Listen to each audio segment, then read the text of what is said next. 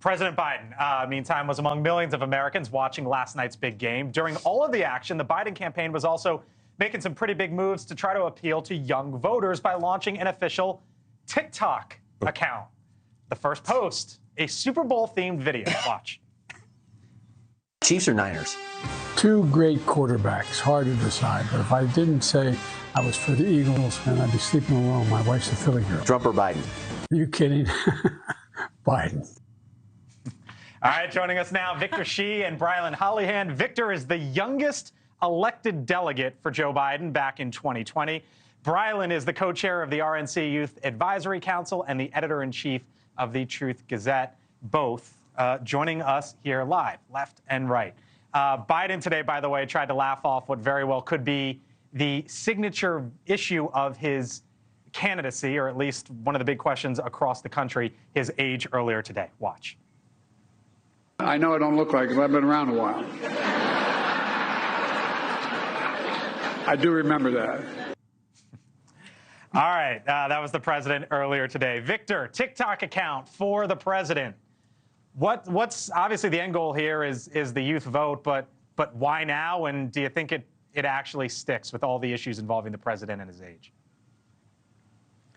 Look, I think launching a TikTok is an important tool that's in President Biden's toolbox. I think it's necessary. It's where young voters consume their information, and for a growing part of the electorate, I think it's a smart strategy from the Biden campaign. But I think one thing that's important to note here is that this campaign is more than just this TikTok account. They've launched a youth engagement program. They are really working hard to engage young people on the campaign trail. You're seeing people like Vice President Harris really be sort of the person who's out there and really mobilizing young people. We're seeing President Biden also trying to do that now on TikTok. And I think the closer we get to Election Day, you're going to start seeing a lot of these efforts, both online, but also in person on college campuses, really trying to work with them to make sure that young people are educated and informed about this election.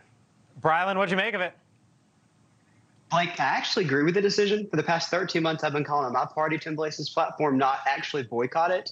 Why? Because if Republicans leave it, the only voice in the platform is going to be the left. It's only going to be Joe Biden. And majority of my generation solely watches TikTok to get the information. So we have to get in that echo chamber. We have to be on there. I've been calling for it, but Biden hasn't. It appears that he's actually the hypocrite in chief. Just a few months ago, he signed the law to ban TikTok on all federal devices. His administration also declared their platform a, quote, national security threat. Yet last night, his team saw those thinking poll numbers and decided they were desperate enough to ignore their own federal ban and join that app. What about it, Victor? I mean, the White House was asked about it today, basically said, you know, that's campaign stuff, and we still think there's national security concerns there.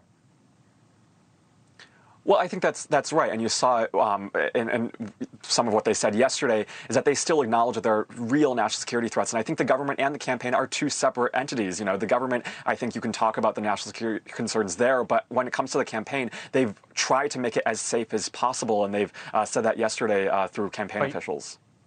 Yeah, I mean, you can try to make TikTok as safe as possible all you want, but you know the underlying issues there. But before we go, I want to ask you, because both of these candidates are in their late 70s, early 80s. You two have a long way to go to get there. And when folks are asked, Biden, Trump, or neither, are they too old for another term for president? Basically, 6 out of 10 Americans say both are too old, but the issue is seemingly a bigger one for the current commander-in-chief. Last word to you both. Victor, how much does that worry you? And do you really want a president potentially being 86 years old?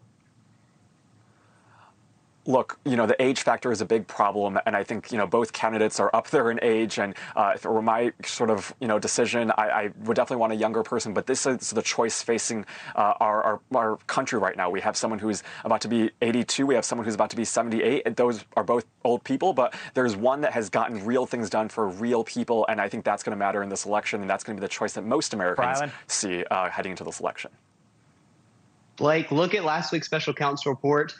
We're not even concerned about age for my generation. When we're concerned about the mental fitness of one candidate, clearly one's more mentally competent than the other. Biden's own appointed special counsel determined he was too mentally incapacitated to be charged with the crime. Why should the American people believe he's mentally fit enough to be our commander-in-chief? It's not right. He's physically unfit to be president. He should be in a retirement home, not back in the Oval Office.